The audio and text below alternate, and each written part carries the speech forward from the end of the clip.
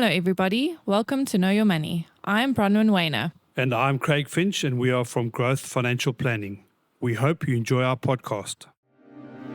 Hello, everybody. As the year is closing and the new year is coming quick and fast, one of the things that Craig and I do every single year is before the end of the year, we sit down and plan what our year is going to look like. I'm very new to this type of planning, so my structure is not as good as Craig. I think you were on holiday more than you worked this year because of your great planning. So Craig, can you maybe just give our clients a little bit of insight in how you plan your year and what is important that they can also use, the tools they can use? Ron, thank you. So the planning there's multi facets to it. So you look at it, make sure that your goals are, and we've spoken about the wheel of life and your goals in every area. And let's just assume that you're going to say, well, we need to go on holiday with our families or with whoever the special person in your life. And how do I plan that? I never seem to get away. I never seem to work out my holidays. I always seem to be working. I feel burnt out. I'm not refreshed. How do I do that? What my wife and I do every year, and we've done it for many years, is around this time of the year, we look forward to next year and say, where do we want to go? What holidays do we want to have? What experiences do you want to have? Now, this doesn't have to cost you lots of money at all. It's not overseas travel or anything, although you can put a goal for overseas travel. We did it many years ago with our children. We wanted to go to Disney World in America. We've made it a 2-year goal. The whole family was involved in it. We put a date. We said, right, we want to go there, and how can we make this happen? And it just happened. We saved money, and eventually by the end of the 2 years, we had enough to go there, and we had a wonderful time. So we take the year, and everybody's got leave probably, and you go, oh, well, I've only got X amount, 15 days leave. That's not a lot. So if you've got children at school, that's already holidays in your diary. So you know that the children are off for those times. So that can be a helpful a way to start and put time aside that, okay, those are the holidays. And how can I fit my 15 or 20 days into that space? If you haven't got children, then a way to do this, say every 3 months, I must take a long weekend. So let's assume I've got 15 days leave, and I'll take a Monday and a Friday off in a quarter. So that's 2, 4, 6 of my 15 days. Also, leave. one of them could be a public holiday. So you can be smart. Yeah, you can be smart and take 2 days and you get 7 days stuff. Absolutely, that's where that does help. And then you've got 9 days left. So, okay, those 9 days are our big family holiday. Maybe it is in December because the company does close, or maybe they let you take it some other time of the year. Sometimes August is a big holiday period for schools, so it depends. So you say the 6 days are long weekends, and the big holiday is away somewhere in December. And then we mostly camp, and we mostly go to chalets where we self-cater. So it's not a very expensive way yes, you need the petrol to go there, and you need the cost of the self-catering chalet. But the food you are eating at home, you take with you as well. So it's not eating at restaurants. We might have one treat where we go out and eat, but mostly we rather prefer buying and making our own food in the places we go to. So you put that in your diary. So you work out that those 15 days are now in the diary, banked, where we're going to go. So there's berg, there's sea, and there's bush. So it depends what you like. If you love going to the game reserves and that, then you can work out where you can go. You might want to camp, or it's mostly self-catering in those instances. So, or you want to go to the Drakensberg and do walks, or you want to go to the sea and enjoy the sea. So it doesn't also have to be, if it's a long weekend, we make sure we're not far away. It's not great to drive many distances. Maybe 3 hours is the max on a long weekend, and then obviously your big holiday can be a long way away. But that we blank off the diary for the year.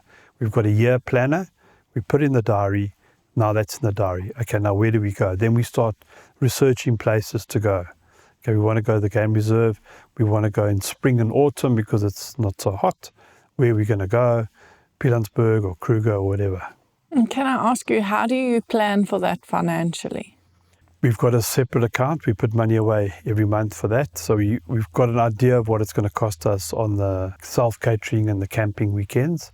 And we put that away every month. And then, so we're ahead of a year ahead. So we've got money for next year. Awesome. And that's how and then the long holiday. So sometimes, as I said, that long holiday to America, to Disney World, that was a 2-year plan. We knew what the number was, and then we saved like mad to get to that number. Because I think ultimately to like do that, there's two things that clients would be like, well, I don't have leave, but you've kind of broken down. Look at your leave, and if you look at it now at the beginning of the year, it makes it so much easier. And I think one of the most important things to note is that you are supposed to take leave. Like, if you go and do that, you are more refreshed and you'll be able to give your company more, and then obviously the people in your lives more. And then the second thing that I'm sure people are like, yeah, but I never have finances for that. I think what you're doing is awesome. So they can start now with that holiday fund, trying to build it up. They will, however, not be 1 year ahead like you and your family are. Sure. But I think the goal is just to start, because if in your first year you only use 7 of your 15 days because you're trying to build up some funds, at least you've done some of the holidays, and then the following year you can do more. I'm pretty sure when you started out, you weren't, I mean, how many days of holiday did you have this year? Over 100, I must. Well, that is also including weekends. So So I'm sure when you first started, you weren't taking 100 days of holiday. No. You were taking 5. So I think the goal is for everybody just to start. If it means just putting 1 holiday in instead of none, that's your start.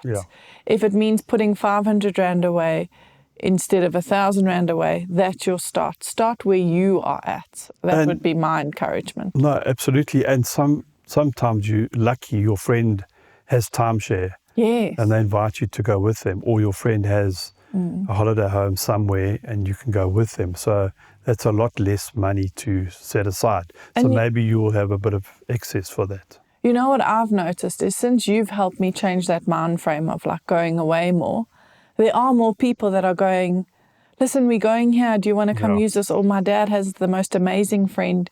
He has this beautiful house at the Vaal. He literally calls me to say, please go. And I feel like it's because I've set that intention that I want to go on more holidays. And I think that's exactly what you said, like with the Disneyland. You set the goal. You didn't know how you were going to get there. No, we didn't. But you got there because you set it. Correct.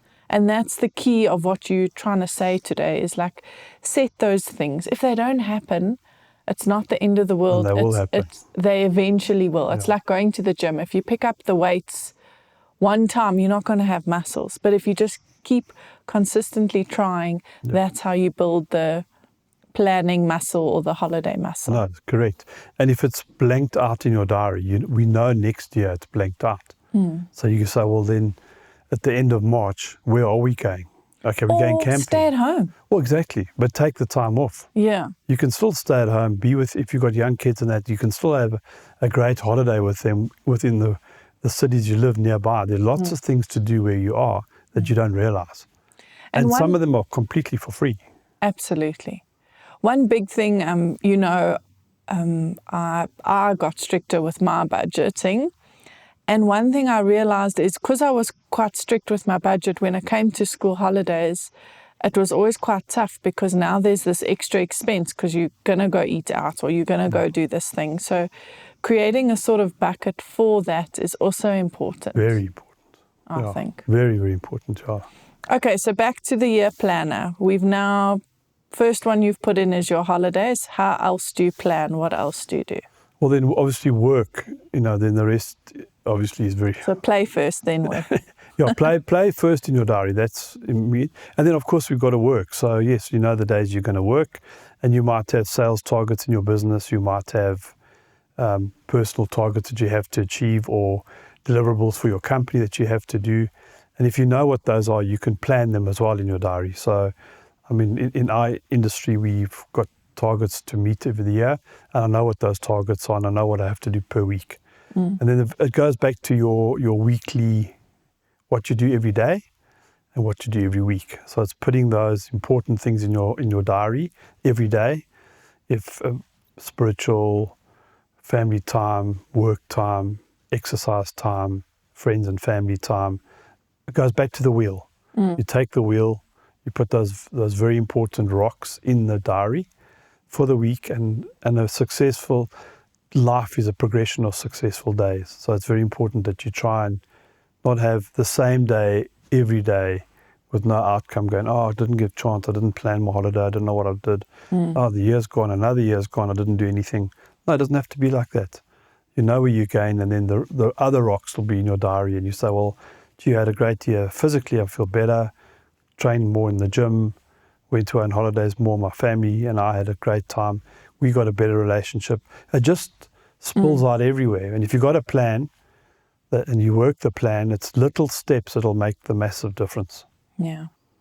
You know, I think it leads so nicely into our next episode, which is where we've spoken about like the importance of that wheel of life. So it is on our website. You can go have a look at it, noting all of those areas, that's your rocks, that's how you put it in. But one thing that I've created within our business is also the wheel of wealth. So you need to have the wealth to have the wheel of life. And I think the task about the wheel of life is when you actually sit down and do that and see that little spider web of, okay, my health is here, that's where you get to see, okay, this year I want to focus on health, or I want to focus on my marriage. And you see those starter points, which makes it so much easier, because I believe you can have it all. You can have the life and the money and the relationships, but it's just that awareness of seeing it first. Absolutely. Awesome. So plan, everybody. Start your planning now. Look at your holidays right now. Put the fun times in now, and the rest will follow. Oh, another thing we do, Bron, in our kitchen, we've got a calendar, and it's on the pinboard in our kitchen. So we don't have clashes with, I'm going to play golf and Merle's organised a dinner. So we write down our social arrangements and our holidays on that calendar. So we all know we can just walk to the calendar and look at any day and say, oh, we're free that day. Yes, we'd love to come for a braai at your house. So we don't have that. We've got one central calendar. We buy a Berg Life calendar every year, and we put it in the kitchen, and we write our events and our holidays on that calendar. Awesome.